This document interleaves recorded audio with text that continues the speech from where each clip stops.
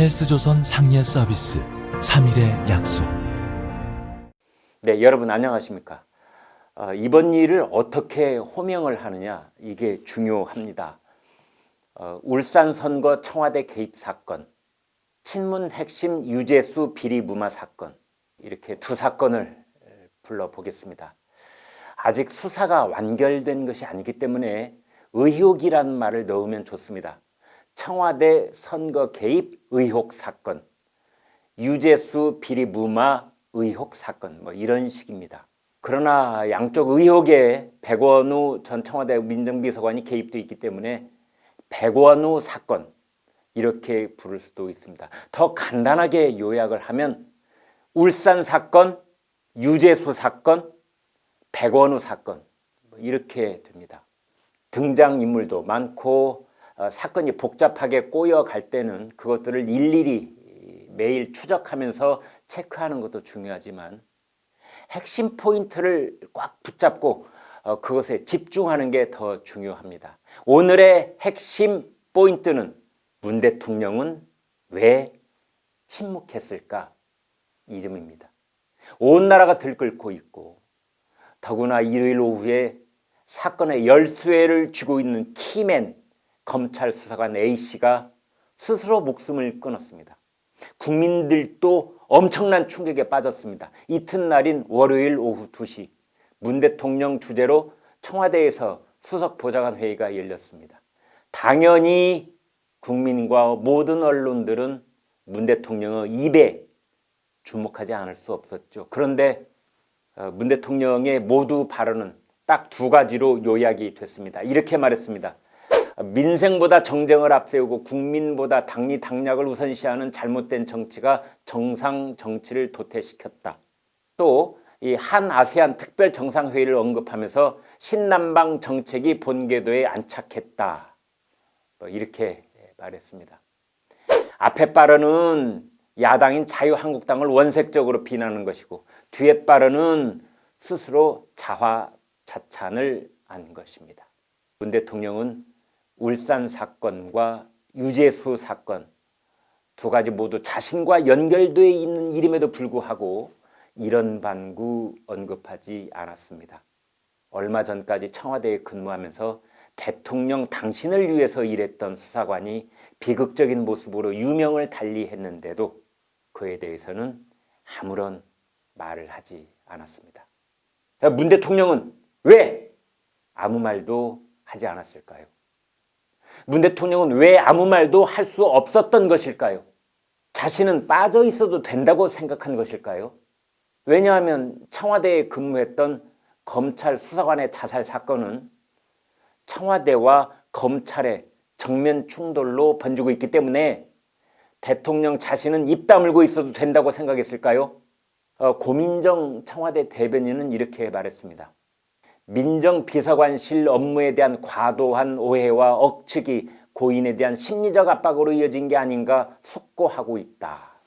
이런 경우에 숙고라는 말은 매우 어색합니다.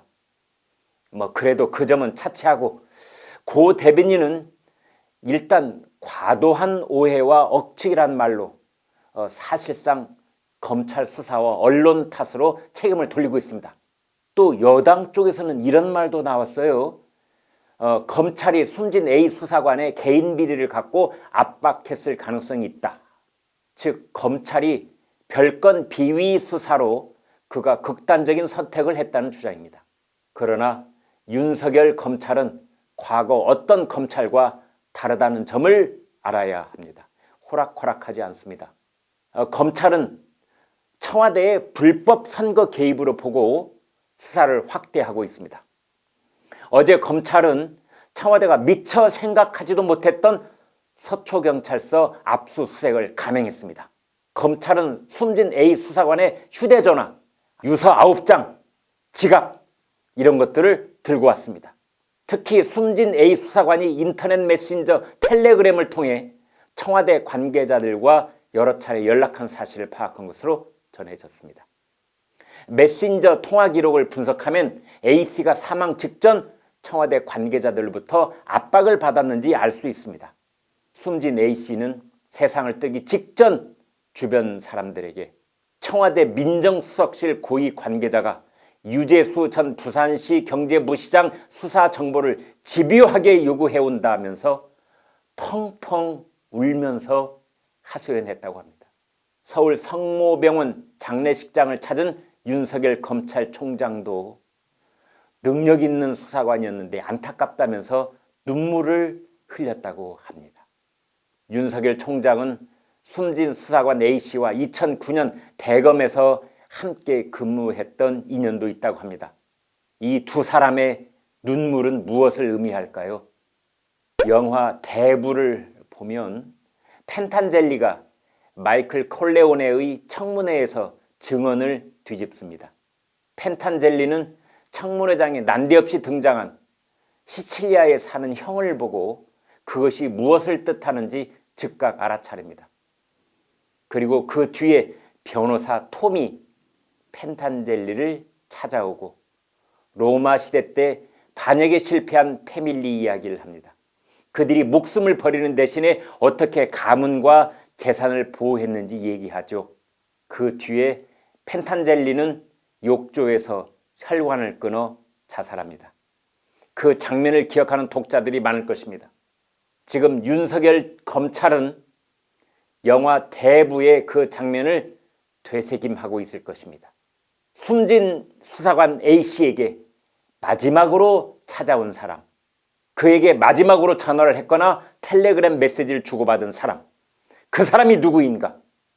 청와대 민정수석실 사람인가?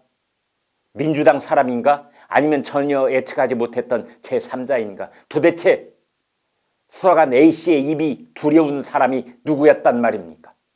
문 대통령 입장에서 본다면 일단 최악의 경우 울산 사건, 유재수 사건이 측근들이 권력을 자의적으로 남용한 사건일 뿐 대통령은 전혀 관련 없는 사건으로 선을 그어야 했을 것입니다.